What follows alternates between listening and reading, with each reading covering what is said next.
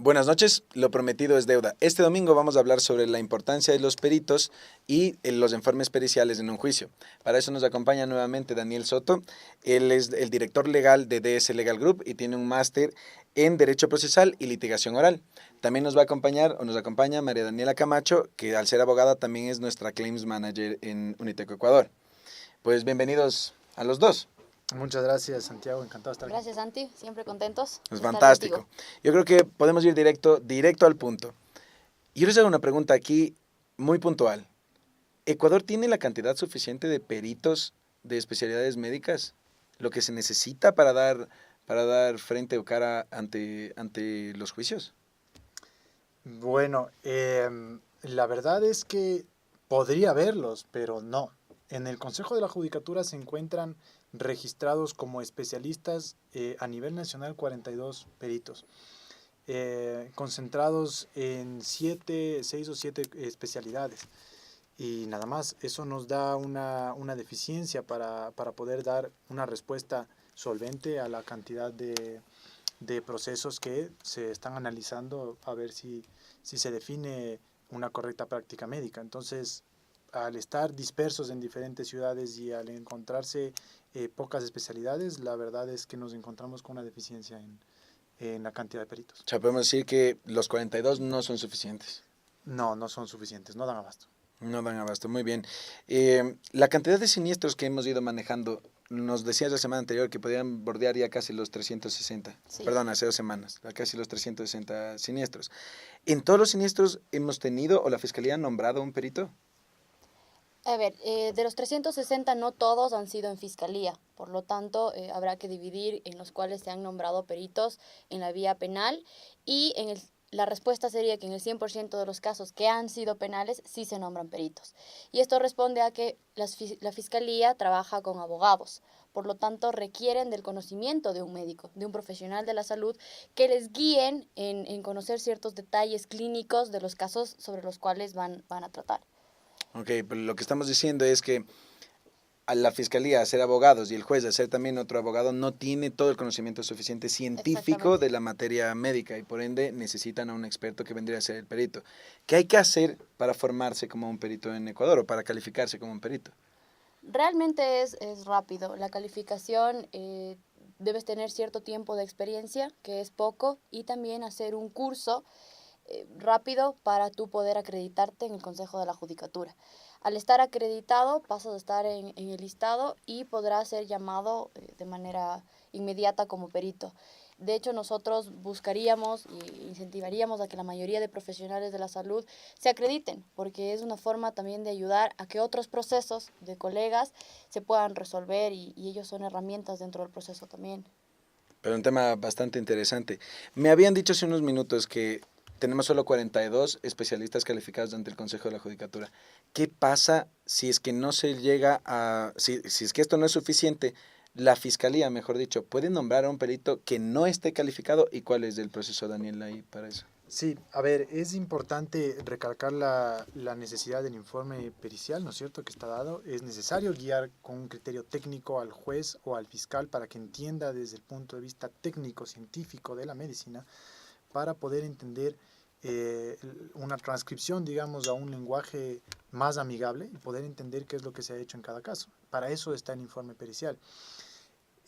Por lo tanto, no se puede prescindir de ese informe pericial en ningún proceso. Es Aparte necesario lo manda contar. el COIP, ¿no? Cuando las Es, reclamaciones es son... mandatorio, desde luego, es mandatorio. No se puede prescindir, además de la justificación legal, es el porqué de esa norma, ¿no es cierto? El fiscal no puede elucubrar o no puede decidir por sí solo. Por lo tanto, necesita ese informe pericial.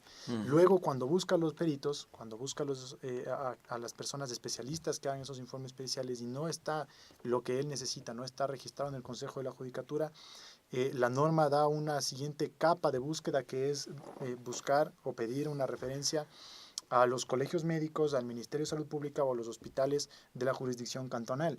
Y si no es cantonal, a provincial. Y si no es provincial, las provincias cercanas. Y si no, a nivel nacional. Eso quiere decir que en las especialidades más...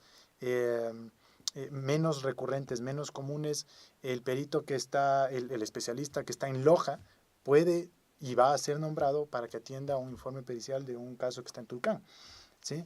y de este no puede excusarse, ¿no? Tiene la obligatoriedad de atender ese informe pericial, es la obligatoriedad, la da la ley y el fiscal así lo solicita.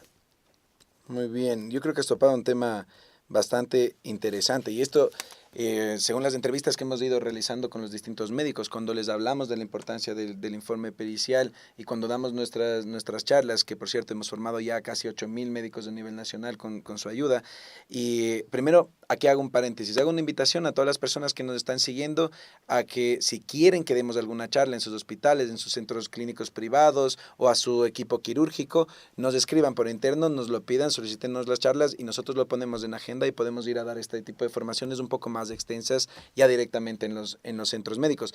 Y también recuerdo que durante el live streaming no vamos a responder las preguntas, que veo que nos están llegando preguntas y comentarios, porque tenemos ya una agenda preparada, pero durante la semana les vamos a ir haciendo llegar las distintas respuestas. Volviendo al tema.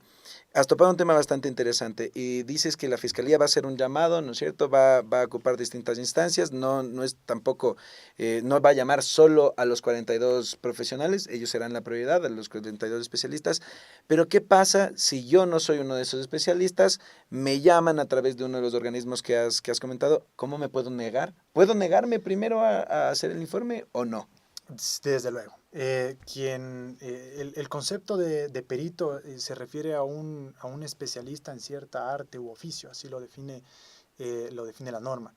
Por lo tanto, si es que no soy especialista en esa arte u oficio, es evidente que mi criterio sirve poco o nada y por lo tanto ese informe pericial no tiene ningún peso dentro del proceso judicial. ¿Ya? Pero, aunque tiene unas causales específicas, un perito para excusarse dentro de su nombramiento, la mayoría de ellas está relacionada con tener algún tipo de relación, valga la redundancia, Sí. Con alguna de las partes o con Una especie de conflicto de intereses. paciente, exacto, por un Bien. conflicto de intereses. Ah. Y luego está evidente, lo que es evidente, si no tengo el conocimiento para ser un perito, si no soy perito en esa área, entonces no puedo emitir ningún criterio. Supongo que también si estoy de viaje o si estoy enfermo, o sea, Efectivamente, de hecho, el reglamento que habla de esto también te da la posibilidad de excusarte si es que tienes 2 o más encargos ya pendientes, por ejemplo. o sea, si te han nombrado antes Exacto, como si tienes perito. todavía que hacer Ok. alguno y lo hicieron hace pocos días, te han encargado de otro caso, luego te vuelven a encargar y a la siguiente semana otro más, tú podrías llegar a excusarte porque tienes varios. Y bueno, también hay la causa de caso fortuito, fuerza mayor, cosas extraordinarias que podían suceder por las cuales podrías excusarte. Aquí también nos enfrentamos a una realidad. Ustedes que están en contacto todos los días y mi persona también con los médicos, y es que cada vez que les decimos a los médicos, oigan, hay un problema, que lo vemos bastante claro, ¿no? Tenemos solo 42 peritos Sí. en el Consejo de la Judicatura, entonces tenemos un problema, hace falta peritos a nivel nacional. Pero los médicos nos dicen, yo soy médico, yo soy especialista, yo quiero ejercer medicina, yo no quiero hacer informes y tienen miedo de si el informe pericial va a verse cuestionado, si van a tener alguna responsabilidad legal o cómo hacer el informe pericial. Entonces, aquí nacen 3 preguntas que quisiera responder en este foro y es, primero, ¿cuál es la responsabilidad que tiene un médico cuando hace un informe pericial? Bien. Al hacer un informe se está emitiendo un criterio médico, ¿sí? Es un criterio respecto al estudio, a la revisión que se hace de la historia clínica y de todo lo que rodea al paciente para poder determinar si la práctica, si las decisiones que se tomaron sobre el caso en mención han sido correctas o no. Por lo tanto, la responsabilidad está en que es un acto médico, es una revisión técnica de medicina y por lo tanto el criterio debe atender a la normativa, a la literatura, a los libros de la ciencia y si es que se ha faltado la verdad o se ha omitido algún aspecto importante, pues hay una consecuencia, porque ese informe jurídico, ese informe pericial va a tener consecuencias jurídicas. O sea, tiene una consecuencia Desde jurídica. luego. ¿Este informe pericial se puede ver contrarrestado con algún otro informe pericial dentro del mismo caso? Me explico la pregunta. Cuando tenemos un médico que es víctima de una denuncia, ¿no es cierto? Tiene que defenderse, pues la fiscalía nombra a un perito y hace un informe pericial que se espera Sí. sea lo más objetivo posible, ¿no es Correcto. cierto? Pero ¿qué derecho tiene la persona denunciada en este caso para solicitar posiblemente otro o una revisión a ese informe pericial? ¿Cómo funciona ahí el tema? Bueno, en realidad la persona denunciada en este caso puede también solicitar otro informe pericial. Dentro de los peritos que se nombren, incluso entre ellos, sin que haya sido solicitado por el denunciado, pueden haber incongruencias, porque son peritos distintos que en teoría pues serán lo más objetivos posibles. Entonces, Ujú. incluso la misma fiscalía, al nombrar a diferentes peritos, cada uno dará su punto de vista desde su especialidad y podríamos encontrar incongruencias en el caso entre ellos. Primero eso, y luego sí, efectivamente el denunciado puede solicitar, adjuntar como parte de su defensa un informe pericial que demuestre, que sustente que su práctica fue la correcta.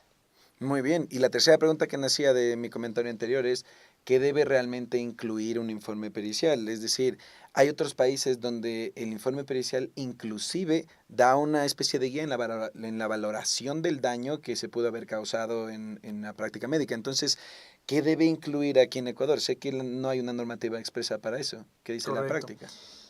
A ver, son dos aspectos importantes del contenido del informe pericial. El primero es cómo debe estar hecho, qué debe tener como mínimo para que valga como informe pericial. Y ahí es en donde tenemos la falencia, ¿no es cierto?, de quienes no son peritos y no han hecho el curso de peritos que nos da el Consejo de la Judicatura, quienes no saben cómo hacer un informe pericial lo hacen como creen, como, como a su buen entendimiento. Entonces eso hace que los informes tengan ciertas debilidades que después pueden tener mayor o menor peso en juicio y que evidentemente traen como consecuencia que lo que se está armando como teoría del caso se derrumbe, ¿sí? Ujú. Eso, ese contenido mínimo que debería tener el informe pericial es una explicación muy clara, aunque cueste mucho tiempo, aunque sea muy extensa, debe ser bien clara. Un informe pericial debe tener una explicación contundente de lo que se ha hecho, explicar las consecuencias de lo que se ha hecho y luego definir si es que, contrastando evidentemente con bibliografía, con literatura, hay que contrastarlo para definir si es que lo que se conocía al momento del acto médico es lo idóneo, era lo idóneo, y en base a lo que se conocía, pues identificar si es que el médico tomó o no la decisión correcta, pero siempre y cuando se identifique, como digo, una explicación detallada. Y luego está en la parte del baremo. En otros países se cuenta, ¿no?, con una determinación, una valoración del daño que guía más o menos a todas las partes, incluyendo al juez, a entender cuál podría ser una indemnización justa. Sin embargo, aunque es una referencia en otros países, quien termina decidiendo la indemnización, la cantidad de la indemnización es el juez, y en nuestro país no es diferente. Siempre el juez es quien va a determinar en base a las alegaciones de las partes cuál es la, cuál es la indemnización Pero adecuada. nos enfrentamos a una problemática y es que aquí baremos, No tenemos una referencia, correcto, no claro. tenemos una referencia en una valoración sobre mano, pie, órganos, no tenemos una Claro, referencia. tenemos una normativa que dice prácticamente, habla el 152, por ejemplo, del COIP, habla sobre el tema de las lesiones, pero no sabemos realmente cuánto cuesta esa lesión. Hay una Correcto. referencia de jurisprudencia, entiendo, pero Sí. lo de eso Correcto, nomás, se va ¿no? construyendo con la práctica, pero no hay una norma y evidentemente un informe pericial no nos va a poder determinar, al menos ahora, sería un futuro perfecto que así sea, pero al menos ahora no. Me voy a salir del guión un momentito y quiero hacer referencia a este tema porque me parece a mí personalmente bastante interesante. Hace años las reclamaciones que veníamos revisando tenían montos bastante bajos y de las mismas cosas ahora la tendencia ha ido cambiando. ¿Esto es debido al que no existe un baremo? ¿El baremo podría detener esto? Bueno, es la tendencia es la evolución, ¿no? Es la evolución, lo que la vida cuesta más ahora que antes, hace 5 años, y también el conocimiento sobre las necesidades de esa indemnización han hecho que en algunos casos estos montos vayan ascendiendo, y es una tendencia natural, la entendemos lógica, pues el costo de la vida sigue ascendiendo cada año, nunca nada cuesta menos, ¿no? Todo cuesta más. Muy bien. Solo un caso puntual, aquí muy rapidito que necesito una respuesta bastante concreta. Les voy a poner un ejemplo. Vamos a decir que un anestesiólogo, que es una especialidad que prácticamente da anestesia a todas las cirugías y puede dar anestesia tanto a cirugía plástica como a un urólogo o a un ginecólogo, ¿no es cierto? Un anestesiólogo, le pueden nombrar al anestesiólogo como perito de las actividades que podía o que hace un ginecólogo o un urólogo en una cirugía. A ver, eh, puede pedirse su informe pericial dentro de una investigación en una cirugía de este tipo, pero él no va a poder pronunciarse, no debe, no puede pronunciarse sobre la actividad del especialista, ginecólogo o cirujano plástico en este caso, pero en la mayoría de casos siempre se va a solicitar un informe pericial de cada especialidad que estuvo involucrada Eso es importante. en esta cirugía. Por lo tanto, si es que al anestesiólogo le piden que haga un informe pericial, será netamente revisando el actuar del anestesiólogo que estuvo en la cirugía. No puede hacerlo del resto de especialistas. Para eso se deberá contar con un informe pericial propio. Muy bien, pues yo creo que con eso podemos concluir nuestra sesión de hoy. Quiero nada más topar un tema también que vale la pena recalcarlo, y es que la formación que puede recibir un perito aquí en Ecuador, ¿no es cierto?, un médico especialista para ser calificado por el Consejo de la Judicatura, como lo dijo María Daniela, es bastante simple, sencilla, y yo creo que no sé si será la suficiente para poder hacer informes periciales de muy alta calidad como la que se va a necesitar en el futuro, porque nosotros, a través del Grupo Uniteco y en conjunto con la Universidad de Alcalá de Henares, creamos un máster de título oficial de valoración de daño, ¿no es cierto?, informes periciales, para que los médicos en España puedan seguir este máster y se puedan certificar como peritos en ejercicio, ¿no es cierto? Entonces, yo creo que eso también será la tendencia para el futuro. Y les hago una invitación a todas las personas que han compartido sus comentarios, que nos están siguiendo, les hago una invitación para estar presente de aquí en 2 semanas. Estaremos en el siguiente domingo hablando de otro tema que ya nos propusieron los propios médicos, y es cómo evoluciona el manejo de la historia clínica en conjunto con la tecnología. Ya hay toda una tendencia de Ecuador de volvernos digitales, en la historia clínica digital, y inclusive en algunos otros países hay una tendencia de tener una historia clínica única. Hemos visto cosas como que la propia cédula de identidad en su chip tenga una historia clínica única y unificada de sus pacientes, y que el paciente pueda llevar su historia clínica a donde sea. Pues es un tema bastante interesante, estarán como invitados, posiblemente llamemos a otros invitados también, y a todos quienes nos han dado a seguir, pues nos vemos de aquí en 2 semanas. Muy bien, Perfecto. Santiago, muchas Gracias. gracias. Es Buenas un gusto. noches. Buenas noches.